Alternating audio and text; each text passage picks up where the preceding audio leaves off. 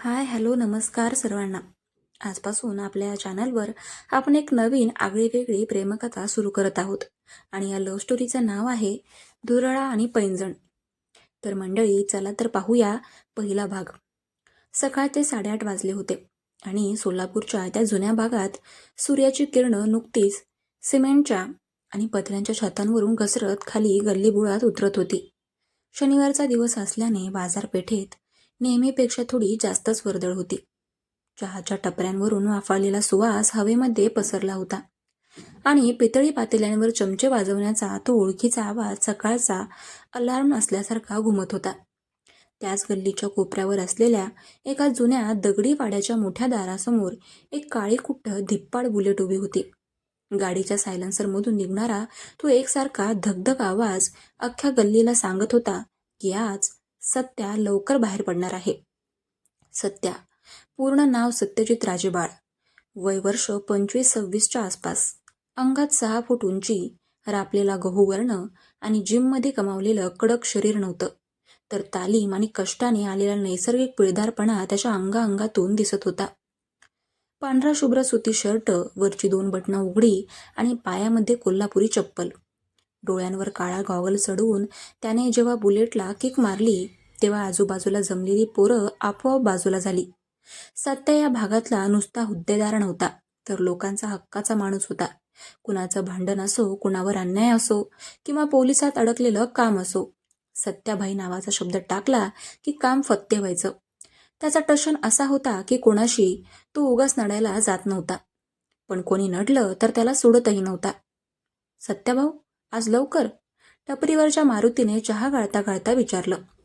सत्याचा हात बुलेटच्या एक्सिलेटरवरच होता. त्याने गॉगल किंचित खाली सरकवून मारुतीकडे बघितलं आणि फक्त एक हलकी मान हलवून होकार दिला. त्याच्या बोलण्यात संयम होता, पण नजरेमध्ये एक वेगळाच दरारा होता. गाडी पुढे सरकली तसा मागून धुराचा आणि मातीचा एक हलका थर हवेमध्ये तरंगत राहिला. त्याचवेळी शहराच्या दुसऱ्या टोकाला, जिथे मोठ्या काचांच्या इमारती आणि बंगले होते, तिथल्या एका अतिशय शांत आणि अशा पॉश एरियामध्ये एक वेगळीच गडबड चालली होती. काव्या, विजयराव देशमुखांची एकुलती एक मुलगी. देशमुख म्हणजे या भागातले सर्वात मोठे बिझनेसमॅन आणि बिल्डर. काव्या नुकतीच लंडनहून तिचं बिझनेस मॅनेजमेंटचं शिक्षण पूर्ण करून परतली होती. दिसायला अत्यंत नाजूक, गोरीपाण, पण डोळ्यांमध्ये एक प्रचंड आत्मविश्वास आणि चेहऱ्यावर एक श्रीमंती साधेपणा होता. अंगात साधा पण महागडा कुर्ता, केस मागे बांधलेले आणि हातामध्ये लॅपटॉपची बॅग घेऊन ती तिच्या पांढऱ्या रंगाच्या आलिशान ऑडी कारकडे चालली होती. तिचे वडील विजयराव बंगल्याच्या व्हरांड्यात कॉफी पित बसले होते. त्यांनी चष्मा ठीक करत त्यांच्या मुलीकडे बघितलं. काव्या, अगं आज पहिल्यांदाच तू त्या जुन्या वाड्याच्या साईटवर चालली आहेस. तिथलं वातावरण आपल्या इथल्यासारखं नाहीये. तिथली माणसं, तिथली पद्धत सगळं वेगळं आहे. मी सोबत ड्रायव्हर आणि 2 सिक्युरिटी देऊ का? काव्याने गाडीचा दरवाजा उघडता उघडता मागे वळून बघितलं आणि एक सुंदर हसू दिलं. डॅड प्लीज, मी लंडनमध्ये एकटी राहिले आणि तुम्ही ज्या जागेबद्दल बोलताय ते आपल्या शहरातच आहे ना. तिथल्या माणसांना हाताळणं मला नीट येतं. बिझनेस कसा करायचा हे तुम्ही शिकवलं ना मला. So don't worry, me manage करेन. तिने गाडी सुरू केली आणि गेटच्या बाहेर काढली. काव्याच्या मनात त्या जुन्या भागातल्या प्रोजेक्टबद्दल खूप मोठे प्लॅन्स होते. तिथला तो जुना ऐतिहासिक वाडा पाडून तिथे एक भव्य कमर्शियल कॉम्प्लेक्स उभा करण्याचा तिच्या वडिलांचा विचार होता आणि या प्रोजेक्टची हेड म्हणून काव्याची पहिलीच नियुक्ती झाली होती. पण तिला हे माहिती नव्हतं की ज्या मातीवर ती तिथेचं कॉन्क्रीटचं साम्राज्य उभं करायचा विचार करत होती, त्या मातीचा आणि तिथल्या माणसांचा कणा फक्त एकच माणूस होता, सत्या. काव्याची ऑडी कार जसजशी शहराच्या पॉश भागातून बाहेर पडून जुन्या बाजारपेठेच्या हद्दीत शिरू लागली तसतशी रस्त्यांची रुंदी कमी आणि माणसांची गर्दी जास्त होऊ लागली. जागोजागी लागलेले भाजीपाल्यांचे गाडे, रस्त्यांवरून सुसाट पळणाऱ्या रिक्षा आणि लोकांचा कलकलाट यामुळे काव्या थोडी गोंधळली. तिने गाडीच्या काचा पूर्ण वर चढवून घेतल्या आणि एसीचा स्पीड वाढवला. बाहेरच्या जगाचा आणि तिचा संबंध फक्त काचेपुरताच उरला होता. गुगल मॅप बघत बघत ती शेवटी त्या जुन्या गल्लीच्या तोंडाशी आली. रस्ता इतका अरुंद होता की तिथून ऑडीने पुढे नेणं म्हणजे कसरत होती. त्यातच रस्त्याच्या मधोमध एका पाण्याचा टँकर उभा होता आणि तिथल्या नळावर बायकांची पाण्यासाठी चांगलीच झुंपली होती. काव्याने 2-3 वेळा हॉर्न वाजवला, पण त्या आवाजाकडे कोणी सुद्धा लक्ष द्यायला तयार नव्हतं. उलट काही लोकांनी कोण आहे ही एवढ्या मोठ्या गाडीतली अशा नजरेने तिच्याकडे बघायला सुरुवात केली. काव्याचा संयम सुटत चालला होता. तिने गाडी न्यूट्रलवर टाकली, स्टेअरिंगवर हात मारला आणि कपाळावर आठ्या आणल्या.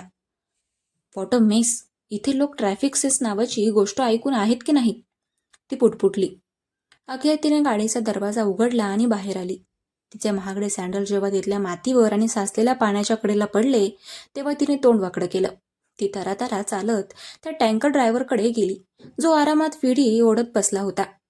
एक्सक्यूज मी, तुम्हाला दिसत नाहीये का? मागे गाडी उभी आहे. प्लीज हा टँकर बाजूला घ्या, मला पुढे जायचं आहे. काव्याने तिचा पूर्ण कॉर्पोरेट ॲटिट्यूड वापरून इंग्रजी मिश्रित मराठीमध्ये म्हटलं. तो ड्रायव्हर तिच्याकडे वरपासून खालपर्यंत बघत राहिला आणि म्हणाला, अहो मॅडम, सरकारी पाण्याचा टँकर आहे. गल्लीचं पाणी सुटलंय. आता बाजूला घेतलं तर बाया माझ्या अंगावर धावून येतील. जरा टायमिंग द्या, होईल रिकामी. टायमिंग? मला 9 वाजता साईटवर पोचायचं आहे. मला उशीर होतोय. टेक दिस व्हेकल साईड राईट नाव. काव्याचा आवाज थोडा चढला. तिच्या या आवाजामुळे तिथल्या हंडे भरणाऱ्या 2-4 बायका गोळा झाल्या. काय ग पुरी, काय ओरडतेस? गाडी मोठी आहे म्हणून काय गरिबाचं पाणी बंद करणार का? 2 मिनिटं थांबायला काय होतंय?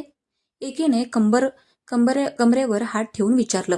काव्याला अशा परिस्थितीची अजिबात सवय नव्हती. ती चिडचिड करत तिच्या गाडीकडे परत आली. तिने ठरवलं की गाडी मागे घेईल आणि दुसऱ्या रस्त्याने जाईल.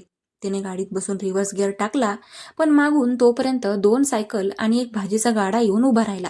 आता ती पूर्णपणे अडकली होती. तितक्यात गल्लीच्या दुसऱ्या टोकाकडून तो ओळखीचा धक धक असा आवाज जवळ येऊ लागला. बुलेटवरून सत्या येत होता.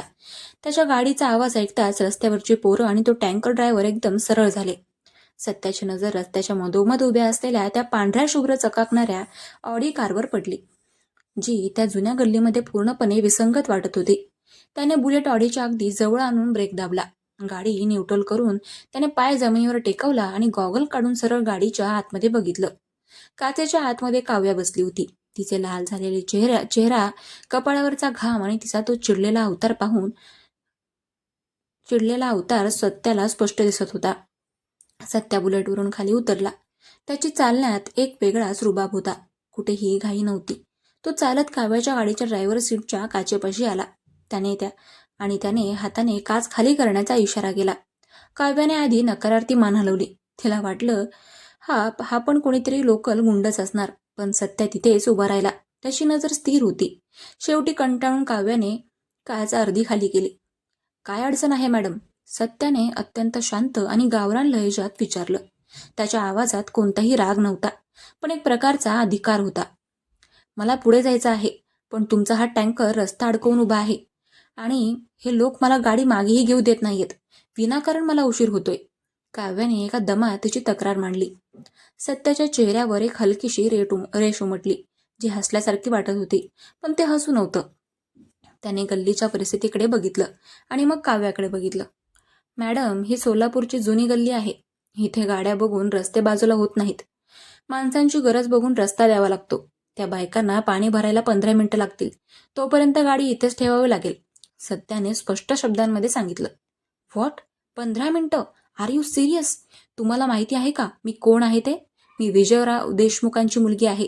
मला त्या जुन्या वाड्याच्या साईटवर जायचं आहे. काव्याने तिचा शेवटचा पत्ता टाकला. तिला वाटलं देशमुखांचं नाव ऐकून हा लोकल माणूस घाबरून रस्ता मोकळा करून देईल, पण देशमुखांचं नाव ऐकल्यावर सत्याच्या डोळ्यातली शांतता एकाएकी नाहीशी झाली. त्याच्या पापण्या किंचित आकुंचन पावल्या. विजयराव देशमुख, ज्या माणसाने या भागातल्या गरिबांच्या जमिनी आणि वाडे हडप करायचा धंदा मांडला होता, त्याची मुलगी समोर उभी होती. सत्याचा टशन आता पूर्ण बाहेर आला. त्याने गाडीच्या दारावर हात ठेवला, थोडा पुढे झुकला आणि काव्याच्या डोळ्यांमध्ये डोळे घालून म्हणाला, नाव चांगलं आहे मॅडम तुमचं, पण हे बघा, तुमचे वडील बंगल्यात मोठे असतील, आमच्या गल्लीत नाही. इथे टँकर रिकामी झाल्याशिवाय गाडी हलणार नाही. देशमुखांची गाडी असली म्हणून काय झालं? पाणी काय आमच्या हंड्यातून उलटून जाणार नाही. काव्या आ वासून त्याच्याकडे बघत राहिली. आजपर्यंत तिला कोणीही अशा भाषेत उत्तर देण्याची हिंमत केली नव्हती. तिच्या चेहऱ्यावरचा ताठा आणि राग आता पराकोटीला पोहोचला होता. तुम्ही अत्यंत उद्धट आहात. मला तुमच्याशी बोलायचंच नाहीये, असं म्हणून काव्याने धाडकन काच वर चढवून घेतली. सत्या तिथेच उभा राहून तिच्याकडे पाहत राहिला. त्याने खिशातून रुमाल काढला, कपाळावरचा घाम पुसला आणि मागे वळून टँकर ड्रायव्हरला ओरडला, बंडू, आरामात पाणी भरू दे बायकांना, घाई करू नको. त्यानंतर सत्या त्याच्या बुलेटवर बसला, गाडी स्टार्ट केली आणि काव्याच्या ऑडीला अगदी घासून एका इंचाचं अंतर ठेवून स्टेशनमध्ये तिथून निघून गेला. जाता जाता त्याच्या गाडीने उडवलेली माती काव्याच्या गाडीच्या काचेवर उडाली. काव्या गाडीच्या आतून त्याच्या जाणाऱ्या पाठीकडे पाहत राहिली. तिचा हात रागाने स्टेअरिंगवर आदळला. I hate this place. आणि हा माणूस कोण समजतो स्वतःला? मी बघून घेईन याला. तिची आणि सत्याची ही पहिली सलग भेट होती. कोणतंही प्रेम नव्हतं, कोणतीही क्यूट नोकझोक नव्हती. होतं ते फक्त दोन वेगवेगळ्या जगातल्या विचारांचं आणि इगोचं कडक टशन. दोघंही आपापल्या जागी बरोबर होते आणि दोघंही वाकायला तयार नव्हते. या धुराळ्यात आणि पाण्याच्या टँकरच्या आवाजात त्यांच्या एका मोठ्या कथेचा पहिला भाग सुरू झाला होता, ज्याचा पुढचा प्रवास खूप मोठा आणि खडतर असणार होता. तर मंडळी, कसा वाटला तुम्हाला आजचा भाग? कमेंट करून नक्की सांगा. आणि हो, तुम्हाला काय वाटतं, पुढच्या भागात काय होईल? कमेंट करून कळवा. आपल्या चॅनलला सबस्क्राईब करायला विसरू नका. भेटूया उद्याच्या भागात. चलो बाय. हर हर महादेव.